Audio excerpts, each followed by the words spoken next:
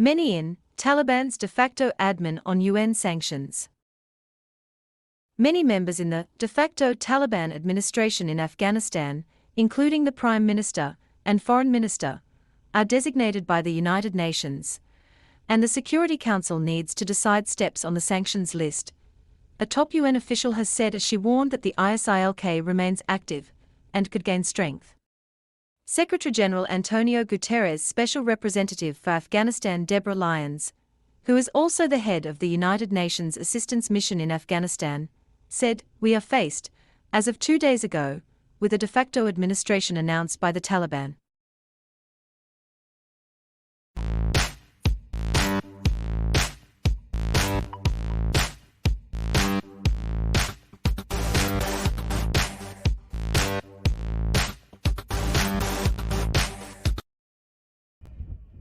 Those who hoped for and urged for inclusivity will be disappointed.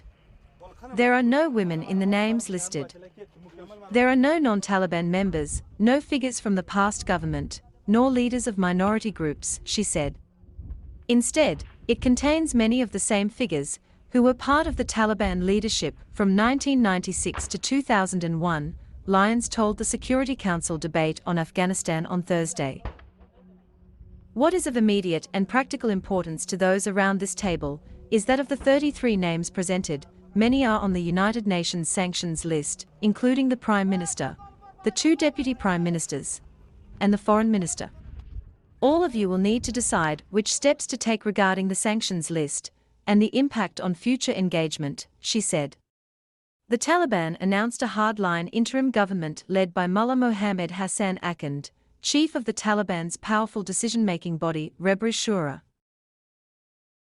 He will be the acting prime minister while Mullah Abdul Ghani Baradar will be his deputy in the new Islamic government, Taliban spokesman Zabihullah Mujahid said at a news conference in Kabul. The announcement of key figures in the caretaker government comes weeks after the Taliban seized control of war-torn Afghanistan, ousting the previous elected leadership, which was backed by the West. UN-designated terrorist Sirajuddin Haqqani is also part of the interim Taliban government. Haqqani, a specially designated global terrorist and son of the famous anti-Soviet warlord Jalaluddin Haqqani, who founded the Haqqani Network, is the new acting interior minister in the 33-member cabinet that has no woman member. Haqqani has been one of 2 deputy leaders of the Taliban since 2016, and has a $10 million US bounty on his head. Khalil Haqqani, Sirajuddin's uncle, was appointed as acting minister for refugees. 2 other members of the Haqqani clan were also named to positions in the interim government, indicating the hand of Pakistan in the Taliban-run government. Lyons said that the new reality is that the lives of millions of Afghans will depend on how the Taliban will choose to govern.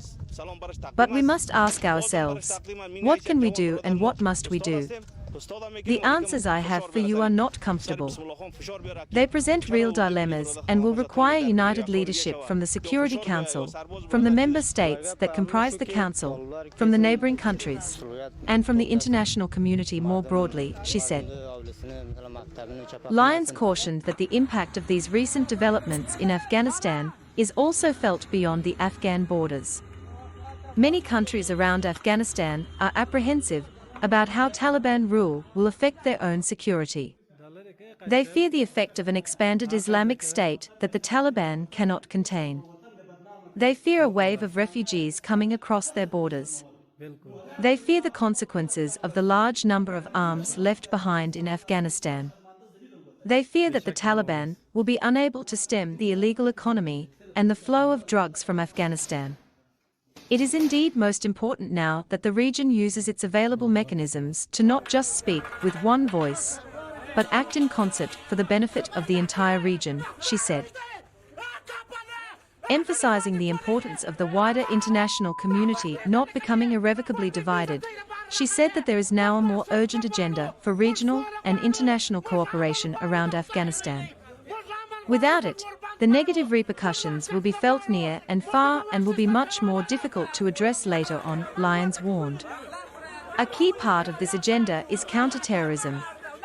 Al-Qaeda members remain in Afghanistan, visibly welcomed and sheltered by the de facto Taliban authorities. Islamic State Khorasan province remains active and could gain strength. Concerns on these essential matters of international terrorism will not be allayed simply by Taliban promises. On this issue, the region and the wider international community share a clear common and critical interest, she said. The Islamic State of Iraq and the Levant carried out a gruesome attack at the Hamid Karzai International Airport in Kabul and at a hotel nearby last month.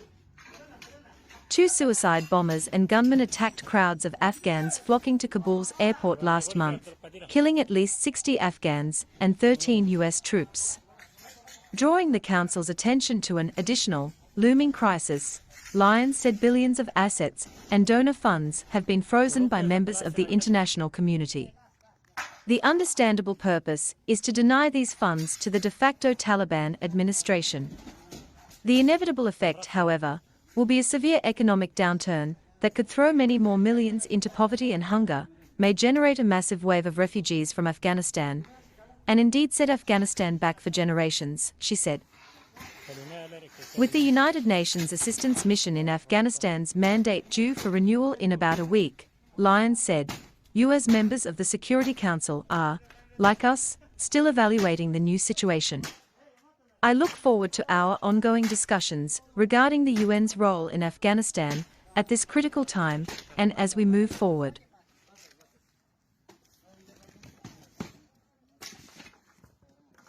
This is